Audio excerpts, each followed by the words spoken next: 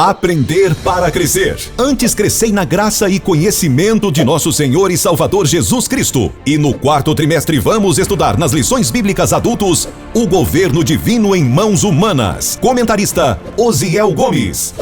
E nas lições bíblicas jovens, poder, cura e salvação. Comentarista Henrique Pesch. A CPAD possui um currículo completo do berçário à fase adulta. Confira: berçário, maternal, jardim de infância, primários, juniores, pré-adolescentes, adolescentes, juvenis, discipulado, ensino bíblico ortodoxo, orientação pedagógica e didática, material de apoio aos professores como pasta de visuais com ilustrações indicadas para complementar as aulas das revistas, livros auxiliares das lições de jovens e adultos, revista Ensinador Cristão com subsídios e sugestões de novos métodos educacionais criativos e eficazes e muito mais. Preços e condições especiais para igrejas. Adquira agora pelo telefone 0800 021 7373 ou pelo site cpad.com.br. CPAD, a editora da Escola Dominical.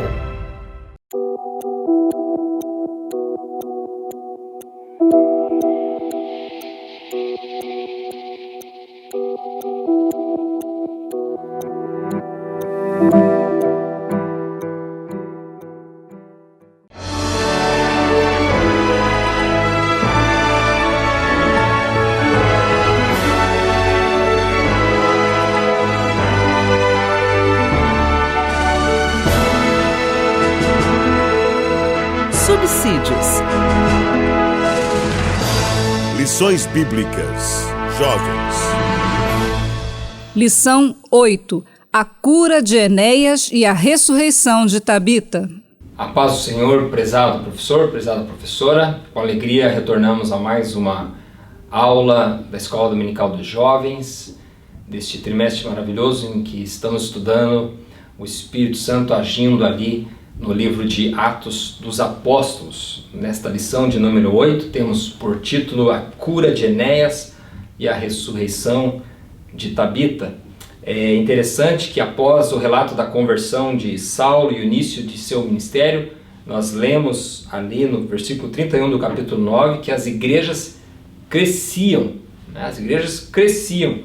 E o texto bíblico vai dizer que a igreja tinha paz por toda a Judéia, Galiléia, Samaria, todos eram edificados e andavam no temor do Senhor e no conforto do Espírito Santo, e a igreja crescia em número. Atos já havia dado a forma para esse crescimento da igreja, ali em Atos 2:42, quando dizia que todos perseveravam unânimes, né, em oração, na doutrina dos apóstolos, na comunhão e no partir do pão. Esta fórmula fez com que a igreja de Atos crescesse, e Deus dava esse crescimento para a igreja, muito diferente do que muitas vezes vemos hoje em dia para o que eles estão pregando como fórmulas para crescimento de igrejas. Hoje há livros, como fazer sua igreja crescer, muitos recebem e-mails, pastores recebem e-mails, sua igreja crescendo em 9 meses, duplicando, e tantas estratégias, 5 passos para a sua igreja crescer, e esquecemos às vezes de que a fórmula está aqui, né, de perseverarmos na doutrina, na palavra, em oração, na comunhão, no partir do pão, que Deus é que vai dar o crescimento. Nós não precisamos ficar preocupados com o crescimento do nosso filho, por exemplo, porque nós não temos este poder de esticá-lo, né? Fazê-lo crescer. A única coisa que nós temos que fazer é nutri-lo e cuidá-lo, né? Cuidar dele, levar ao médico quando necessário e dar a comida saudável para ele. Se nós nutrirmos o nosso filho com comida, ele vai crescer naturalmente. E assim também deve ser com as nossas igrejas. Vamos dar comida saudável, vamos cuidar da nossa igreja, porque o crescimento vai acontecer naturalmente, seja no teu ministério, na sua igreja, na sua classe de escola dominical.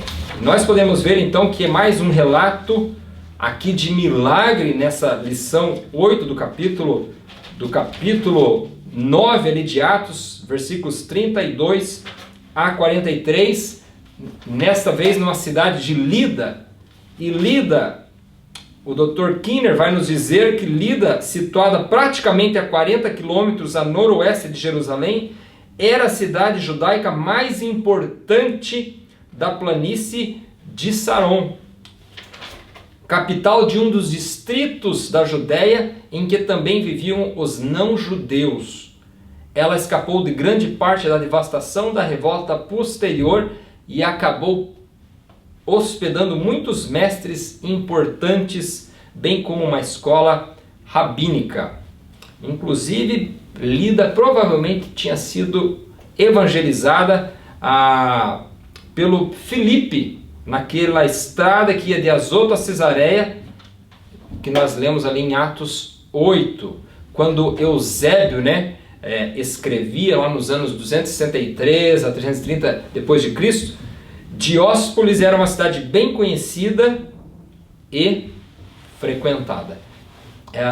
Então essa Lida tinha esta importância, mas nos diz que nesta cidade de Lida havia um paralítico, né? Mesmo com toda esta pompa, ela tinha seus problemas, e ali havia um paralítico que jazia na cama 8 anos. E nos diz que um homem de Deus, agora não Paulo, vamos mudar o personagem para Pedro, ia por toda parte, veio também aos santos que habitavam em Lida, e ali achou então esse paralítico há 8 anos que jazia numa cama. E aqui que é interessante, meus irmãos, porque Pedro, cheio do Espírito Santo, também ele vai diante desse paralítico e ele diz então ao paralítico: Enéas, Jesus te dá saúde, levanta-te e faze a tua cama. E logo se levantou. Atos 9:34. Veja que Enéas não havia nem pedido a cura, mas Pedro chega e já declara: Jesus te dá saúde, levanta e faz a tua cama. E diz que Enéas foi curado naquele mesmo momento. Veja, quando Deus libera uma palavra de cura, Ele quer que você se levante, que você saia daquele lugar que estava te prendendo, te agarrando. E nós podemos aplicar este texto não somente para uma cura física, que Deus pode fazer em nós e através de nós, mas Deus também pode nos libertar das amarras emocionais que às vezes nos prendem, das circunstâncias que nos amarram e que nos detêm para continuarmos fazendo o propósito que Deus tem para nós, não é? Eu quero dizer, como eu disse na lição, que quando Deus libera uma palavra de restauração a nosso favor, temos condições de retirar aquilo que nos aprisiona. Eu quero te perguntar, professor, professora, qual é a cama que está te aprisionando? Qual é a cama que está te segurando para que você saia e realize mais, que você viva o propósito de Deus na sua plenitude? Saiba que Jesus pode alcançar você, professor, professora, antes mesmo de você levar esta lição poderosa aos seus alunos. Deus pode fazer e tirar toda essa ansiedade, essa preocupação que, quem sabe, está te atormentando há semanas, há meses, quem sabe anos. Jesus é poderoso para te libertar, professor, porque nós não somos também super crentes por sermos professores de escola dominical, nós também precisamos muitas vezes sermos libertos de coisas que estão nos fazendo sofrer. E também eu creio que Deus vai te usar na tua aula com os seus alunos para libertá-los. Veja que ali então diz que o homem faz a cama dele, ele dá um pulo e agora ele está liberto pelo poder que há no nome de Jesus. Mas também há um segundo milagre neste capítulo 9 de Atos, em uma outra cidade chamada de Jope, né? A cidade chamada de Jope. Nós vemos que essa cidade Beers, ele vai nos dizer aqui, no seu livro, que ela é mencionada em primeiro lugar na lista das cidades tomadas por Tomés III no século XV a.C. Foi durante muito tempo um centro importante do governo egípcio. Sob os filisteus, tornou-se o porto do norte da nação. Davi a recapturou, e Salomão a usou para receber o cedro que fez flutuar desde o Líbano e transportou por terra até Jerusalém para usar no seu templo. Jonas fugiu de Jope de barco para evitar a sua ida a Nínive. Em 701 a.C., Senaqueribe destruiu a cidade, mas nos tempos de Esdras ela novamente estava disponível para que Zorobabel transportasse os cedros para o seu templo em Jerusalém. Alexandre o Grande, nos diz a história, mudou seu nome de Iafo para Jope, em honra a Jope, filha de Éolo, deus dos ventos. Sob a dominação de Roma, ela se tornou parte do território de Herodes o Grande. Como o povo de Jope odiava Herodes, ele construiu Cesareia, a 64 quilômetros ao norte, e a importância de Jope declinou.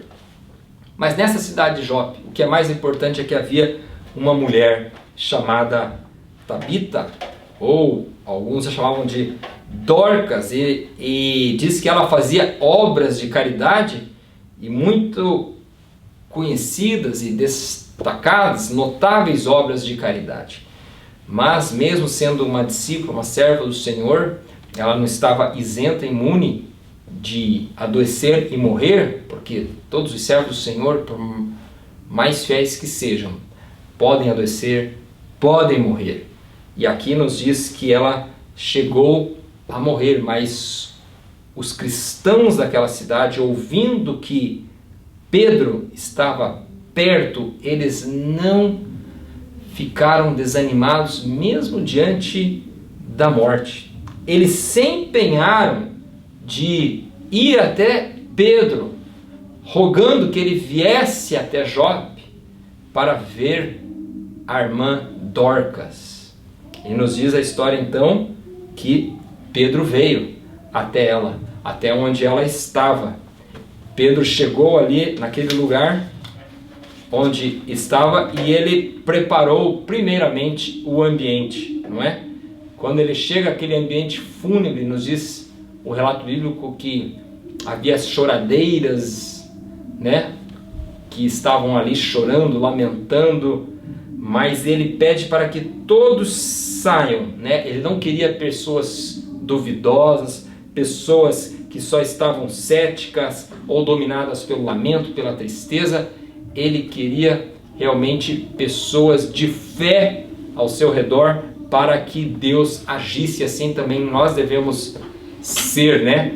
Sempre querendo que pessoas de fé estejam conosco para que o milagre aconteça. E colocando então todos para fora, ele agiu no poder da oração. Na oração. E essa é a nossa arma poderosíssima que nós temos, né? Depois de orar, Pedro se volta para o corpo de Dorcas e diz: Tabita, levanta-te. E é interessante que esse Tabita, levanta-te, a frase que Pedro usa em 9,40 é muito semelhante à que Jesus disse em aramaico em Marcos 5,41. Talita cumi, e o texto continua: e ela abriu os olhos, e vendo a Pedro assentou-se, ele dando a mão levantou e chamando os santos e viúvas apresentou-lhe a viva. Atos 9, 40 e 41. Veja que maravilha, assim como aconteceu com a filha, as passagens do filho da viúva, né? A filha de Jairo, e com o amigo de Jesus, Lázaro, mais um milagre de ressurreição acontece, Jesus devolvendo a vida para aquela mulher. Isso nos diz que, em razão deste milagre, muitos creram no Senhor. O milagre aconteceu não para exaltar a Pedro, não para exaltar os discípulos, mas para que muitos crescem no Senhor. Disse que, 42, que muitos creram, e sempre esse será o propósito do milagre, que muitos venham a reconhecer a Jesus. E nos diz ainda que, especialmente, as regiões, vilas e aldeias daquela cidade provavelmente ouviram também falar deste grande milagre que havia acontecido e também vieram a crer no Senhor Jesus. Pedro sendo usado por Deus, Paulo sendo usado, Ananias sendo usado por Deus, e o livro do Atos dos Apóstolos vai continuar a nos relatar outros milagres e prodígios e maravilhas que Deus está realizando no meio da igreja pelo poder do Espírito Santo e que Ele quer e deseja continuar operando entre nós. Que Deus te abençoe, Deus te use. Até a nossa próxima aula.